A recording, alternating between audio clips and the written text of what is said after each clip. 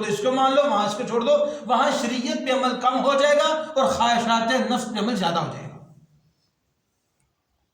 کہ اس مسئلے کے اندر امام شافعی نے ذرا مسئلہ سخت بتایا، ابو حنیفہ کی مان لو، یا ابو حنیفہ سخت ہے امام شافعی کی مان لو، یا فلاں سخت ہے فلاں کی مان لو۔ اب لوگ شریعت کے تقاضوں پہ عمل نہیں کریں گے، خواہشات نفس کی تکمیل شروع کر دیں گے۔ اس لیے علماء نے فرمایا ایک امام کے پیچھے چلو تاکہ سارے مسائل پہ چلنا آسان ہو جائے۔ کنتم لا تعلمون بالبینات والزبر وانزلنا الیک الذکر لتبین للناس ما انزل الیہم ولعلہم یتفکرون۔ صدق اللہ العظیم۔ اللهم صل على سيدنا مولانا محمد وعلى آل سيدنا مولانا محمد وبارك وسلم تسلیما کثیرا کثیرا۔ گزشتہ آیات میں ہجرت کے حوالے سے کچھ باتیں عرض کی تھی۔ آج کی تلاوت کردہ ان دو آیات مبارکہ میں اللہ تعالیٰ جل شانہ نے اہل علم کی طرف رجوع کے عنوان کو بیان فرمایا۔ فرمایا کہ اے پاک پیغمبر صلی اللہ علیہ وسلم، آپ سے قبل ہم نے جتنے پیغمبر دنیا میں بھیجے وہ سارے کے سارے پیغمبر مرد تھے، انسان تھے، بنی نوع انسان میں سے ہم نے بھیجے، بشر تھے سارے پیغمبر۔ مشرکین مکہ کا یہ اعتراض اور یہ سوال کہ اگر اللہ نے نبی بنانا ہی تھا تو کوئی فرشتہ ہم پہ نازل ہو جاتا، وہ ہمیں آ کے احکامات الہیہ بتاتا۔ تو آپ کو یہ بتلا دیا گیا کہ جتنے پیغمبر پہلے آئے کسی بھی بستی کی طرف، کسی بھی قوم کی طرف کوئی فرشتہ نبی نہیں آیا بن کے، بلکہ اللہ نے انسان ہی بھیجے ہیں۔ چنانچہ اس آیت کے نزول کے بعد یہ لوگ مدینہ منورہ میں گئے اور جا کے وہاں سے یہودیوں سے جا کے پوچھا کہ تم بتاؤ کہ پہلے نبی آتے تھے وہ کیسے نبی ہوتے تھے، ان سے جا کے سوالات کیے۔ اگر فاسألوا اہل الذکر ان کنتم لا تعلمون، تم سوال کرو اہل علم سے اگر تم نہیں جانتے ہو۔ اہل ذکر سے مراد یہاں اہل علم ہے۔ ذکر کے کئی معنی آتے ہیں۔ قرآن کریم میں تورات کو بھی ذکر کہا گیا ہے، خود اس سے اگلی آیت مبارکہ کے اندر قرآن مقدس کو بھی ذکر کہا گیا ہے، نصیحت کو بھی ذکر کہا گیا ہے، یاد دہانی کروانے کو بھی ذکر کہا گیا ہے۔ یہاں پر مراد ذکر سے اہل علم ہے کہ اگر تمہیں کوئی بات کوئی مسئلہ معلوم نہ ہو تو تم اہل علم کی طرف رجوع کرو، اہل علم سے مسئلہ پوچھ لو، ان سے بات کر لو، وہ تمہیں بتلا دیں گے۔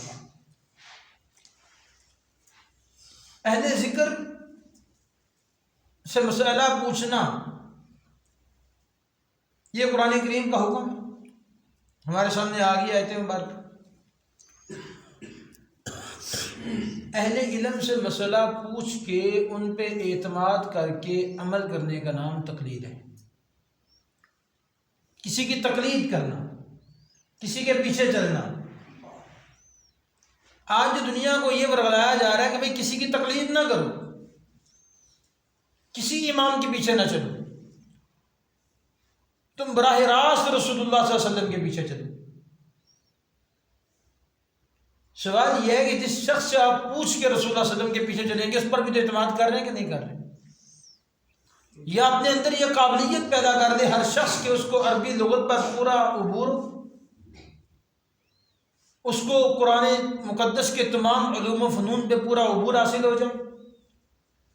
یاد رکھیے گا وہ مسائل جو بالکل صراحتاً موجود ہیں قرآن و سنت، اس میں کوئی نہیں کہتا کہ تم کسی کے پیچھے چلو، وہ تو قرآن پاک میں صراحتاً موجود ہے۔ ائمہ مجتہدین کی پیروی کی بات وہاں کی جاتی ہے جہاں پر اختلاف آ جاتا ہے شریعت کے اندر، قرآن مقدس کی آیات ایک معاملے کے اندر مختلف آ جاتی ہے مضمون کے اعتبار سے یا معنی کے اعتبار سے یا سمجھنے کے اعتبار سے، یا احادیث نبویہ کے اندر متعارض حدیث آ جاتی ہے، ایک حدیث دوسرے سے تعارض ایک میں دوسری میں آ رہا ہے۔ وہاں پر جب عام آدمی مسئلے کو نہیں سمجھ سکتا، لازمی ہے کہ اہل علم سے پوچھے جائے، سوال کرو۔ امام ابو حنیفہ رحمہ اللہ، امام مالک رحمہ اللہ، امام شافعی، امام احمد رحمہ اللہ تعالیٰ، ان حضرات نے کوئی دین اپنا نہیں بنا رکھا تھا، ان کو اللہ نے یہ صلاحیت دی تھی قرب نبوت کے دور کی وجہ سے، نبوت کا زمانہ قریب تھا ان کی، اور حضور نے فرمایا خیر القرون کرنی ثم الذین یلونہم ثم الذین یلونہم، میرا زمانہ بہترین زمانہ ہے، پھر اس کے بعد پھر اس کے بعد بدل۔ تو یہ خیر امت، یہ خیر القرون کے دور کے لوگ تھے۔ اس وقت علم کی طلب لوگوں میں زیادہ تھی، علم کی پیاس زیادہ تھی لوگوں میں آج کے زمانے کے اعتبار سے۔ اور آج ایک شخص اٹھ کے یہ بات کہنا شروع کر دے کہ میں اس وقت کے علماء کو نہیں مانتا، بندہ پوچھے گا میاں آپ کے پاس قابلیت کتنی ہے؟ آج تو خواہشات نفس کا دور زیادہ ہے، آج تو نفسانی خواہشات غالب ہے، مال کی محبت غالب ہے، اس وقت یہ چیز نہیں تھی۔ علماء امت نے جو اس وقت قرآن و سنت کو سمجھا وہ آج کی بنسبت، اس میں کوئی شک نہیں ہے کہ آج کی بنسبت زیادہ بہتر سمجھا تھا علماء۔ تو اسی چیز کا نام تقلید ہے کہ ناواقف لوگ واقف لوگوں سے پوچھ لیں، ان کو مان کے اس کے مطابق عمل کر دیں، اسی چیز کو نام تقلید کہا جاتا ہے۔ اب رہی بات اس پہ کہ تقلید تو پھر کسی بھی امام کی جا سکتی ہے، آپ یہ کیوں کہتے ہیں صرف ابو حنیفہ کی کرو؟ آپ یہ کیوں کہتے ہیں اگر امام مالک کی ہے پھر دوسرے کی نہ کرو؟ یہ بھی اعتراض کیا جاتا ہے نا ایک آج کہ جب ایک امام کی تقلید کی بات کیوں کرتے ہیں، دوسرے امام کی کہتے ہیں اس کی بات نہ کرو، اس کی بات کرو۔ یاد رکھیے گا اس میں یہ بات تھوڑی سمجھنے کے قابل ہے۔ عموماً لوگ تقلید کو سارے مانتے ہیں، لیکن اس پر آگے اختلاف کرتے ہیں کہ دیکھو جی فلاں بات امام شافعی کی بھی تو ہے، وہ مان لیتے ہیں، وہ بھی تو امام تھے، انہوں نے بھی تو بات صحیح کی، اس میں کوئی شک نہیں ہے۔ چاروں ائمہ مجتہدین نے دین اسلام کی جو تشریح کی ہمارا نزدیک سارے برحق ہیں الحمدللہ، ہم کسی کو بھی غلط نہیں کہتے۔ اب ایک امام کی تقلید، جس تقلید شخصی کیا جاتا ہے، تقلید شخصی، اس بات کو سمجھنے کی حضرت سیدنا عثمان غنی رضی اللہ تعالیٰ عنہ نے کے زمانے میں 7 لغات تھیں قرآن کی، 7 لغتیں، اور ان 7 لغتوں میں قرآن نازل ہوا تھا۔ یاد رکھیے 7 لغات میں قرآن نازل ہوا تھا۔ سیدنا عثمان غنی رضی اللہ تعالیٰ عنہ نے تمام لغات ختم کر کے پوری امت کو ایک لغت میں جمع کر دیا، پوری امت کو۔ آج پوری دنیا کے اندر قرآن کی ایک ہی لغت ہے پوری دنیا میں۔ سوال یہ ہے کہ عثمان غنی نے 6 لغات کیوں ختم کی، جبکہ ساری کی ساری اللہ کی طرف سے منزل تھی، نازل شدہ تھی؟ وجہ یہ تھی حضرت عثمان غنی نے اجماع صحابہ کرام کی اجماع سے فیصلہ کیا، صحابہ کو جمع کیا، مشورہ کیا کہ دیکھو آج تو قرآن زیادہ عرب ملکوں کے اندر ہے، جب یہ قرآن عجم کے اندر جائے گا، اس طرح دین پھیلتا جا رہا تھا، 44 لاکھ مربع میل فتح ہوئے حضرت عثمان غنی کے دور کے اندر۔ اگر یہ قرآن جب عجم میں جائے گا تو عجم کے لوگ ان لغتوں کو نہیں سمجھتے، تو پھر تو قرآن میں تحریف ہو جائے گی، ہر شخص لغت کا ترجمہ اپنی زبان کے مطابق کرے گا، اس طرح فتنہ پھیل جائے گا، قرآن بدل جائے گا، تحریف ہو جائے گی قرآن میں۔ لہٰذا پوری دنیا میں قرآن کی ایک ہی لغت رائج ہونی چاہیے۔ صحابہ کرام نے اجماع کیا اس پہ، اور اجماع صحابہ سب سے بڑی مضبوط دلیل ہے۔ اللہ کے رسول میں میرے صحابہ غلط چیز پہ جمع نہیں ہو سکتے۔ اور حضرت عثمان غنی نے ایک لغت پہ جمع کیا، حالانکہ باقی لغتیں ساری جائز تھیں، باقی غلط نہیں تھیں۔ اسی طرح علماء اکرام نے فرمایا کہ اگر تمام لوگوں کے لیے سارے ائمہ کو ماننے کا رستہ اکٹھا کھول دیا جائے کہ یہ بات جس کی سمجھ آئے وہاں سے لے لو، پھر لوگ دین پہ نہیں چلیں گے، خواہشات پہ چلیں گے۔ اس امام کی بات میری خواہش کے زیادہ قریب ہے، اس کی بات میری خواہش کی زیادہ قریب لگتی ہے، لہٰذا یہاں پہ اس کو چھوڑ دو، اس کو مان لو، وہاں اس کو چھوڑ دو، وہاں شریعت پہ عمل کم ہو جائے گا اور خواہشات نفس پہ عمل زیادہ ہو جائے گا۔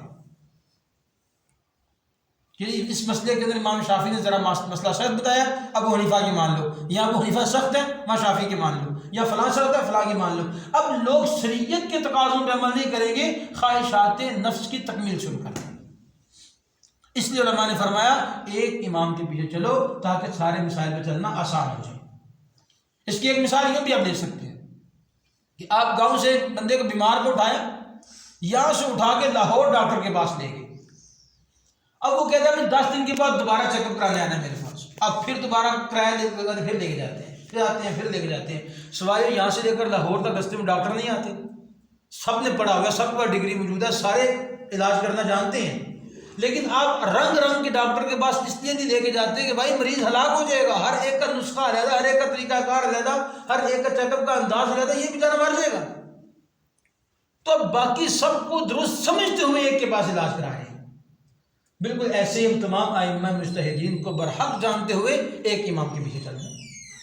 امام شافعی کو غلط نہیں سمجھتے، امام احمد کو غلط نہیں سمجھتے، امام مالک کو غلط نہیں سمجھتے، اور اس پر مزید یہ وہ لوگ جن لوگوں نے یہ اعلان کیا اور دعویٰ کیا کہ ہمارا سارا عمل حدیث پر ہے، ہم کسی امام کو نہیں مانتے، ان سے سوال یہ ہے کہ 4-6 احادیث کی ہماری اہل سنت کی کتابیں ہیں نا، بخاری، مسلم، ابن ماجہ، نسائی، ترمذی وغیرہ 6 کتابیں ہیں حدیث کی، 6 احادیث کی کتابوں میں سے ایک بھی کتاب کا رائٹر، ایک بھی کتاب کا مصنف، چاہے امام بخاری ہوں چاہے امام مسلم ہوں، ایک بھی کتاب کا مصنف ایسا نہیں ہے جو کسی امام کی تقلید نہ کرتا ہو۔ امام بخاری کو علماء نے لکھا، امام بخاری خود مجتہد بھی ہیں، خود مجتہد ہیں، اجتہاد کرنا جانتے ہیں، ان کے لیے کسی امام کی تقلید لازمی نہیں تھی، پھر بھی امام بخاری نے امام شافعی کی تقلید کی ہے۔ تو 6 کے 6 ائمہ مجتہدین کسی نہ کسی امام کے پیروکار ہیں۔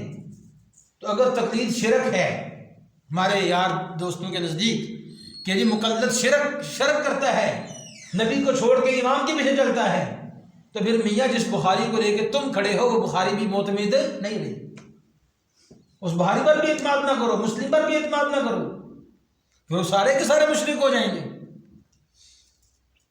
تو امت کے بڑا طبقہ 1400 سال سے چلتا آ رہا ہے ایک مسئلے کے اوپر کہ جب بھی مسئلہ اہل علم سے پوچھ لو، آج ایک شخص کھڑا کہتا ہے جی سب تو بڑا جرم یہ ہے کہ لوگ کے اندر مولویوں کو جڑا جا کے مسئلہ پوچھو،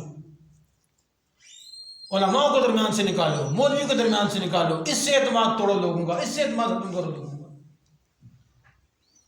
جب قرآن یہ کہہ رہا ہے کہ اہل علم سے پوچھ لو، ہاں اب اہل علم ڈیسائیڈ کرنا میرا اور آپ کا کام ہے کہ اہل علم ہے کون ہے۔ بس جب مارکیٹ میں 1 نمبر چیز ہوتی ہے 2 نمبر بھی آتی ہے کہ نہیں آتی؟ اب یہ ہمارا کام ہے ہم چیک کریں، ہم وکیل چیک کرنے کے اندر پرکھنے کی صلاحیت رکھتے ہیں کہ بھئی وکیل کون سا اچھا ہے، ہم یہ پرکھنے کی صلاحیت رکھتے ہیں ڈاکٹر کون سا اچھا ہے، ہم یہ پرکھنے کی صلاحیت رکھتے ہیں دکاندار کون سا اچھا ہے مارکیٹ کے اندر بیٹھا ہوا، ہم یہ طے کیوں نہیں کر پا رہے کہ علماء کون سے صحیح ہیں، ہمیں یہ سمجھ کیوں نہیں آتی ہے؟ تو یہ بھی ہم نے طے کرنا ہے کہ علماء کرام امت کے اندر کون سے وہ ہیں جو ہمیں درست راہوں کے اوپر لے کے چل سکتے ہیں۔ لیکن یہ کہنا کہ کسی عالم کے پیچھے نہ چلو، اہل علم سے بالکل رستہ جدا کر دو، یہ ٹھیک نہیں، اس سے فتنوں کا رستہ کھلے گا، اور ایک نہیں کئی فتنوں کا رستہ کھلے گا۔ تو اللہ پاک مجھے اور آپ کو اہل علم کے ساتھ جڑنے کی توفیق عطا فرمائے۔ الحمدللہ۔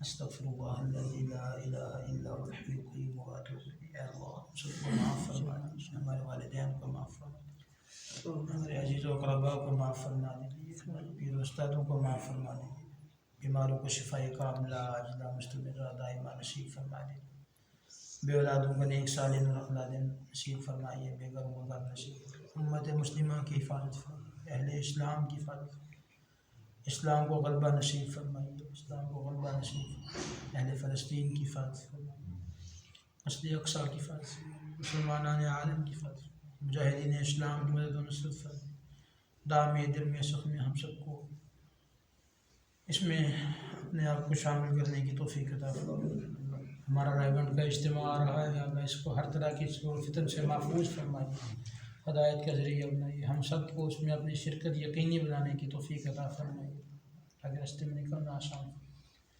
صلی اللہ تعالیٰ علی خیر خلق محمد و آلہ وصحبہ اجمعین، آمین۔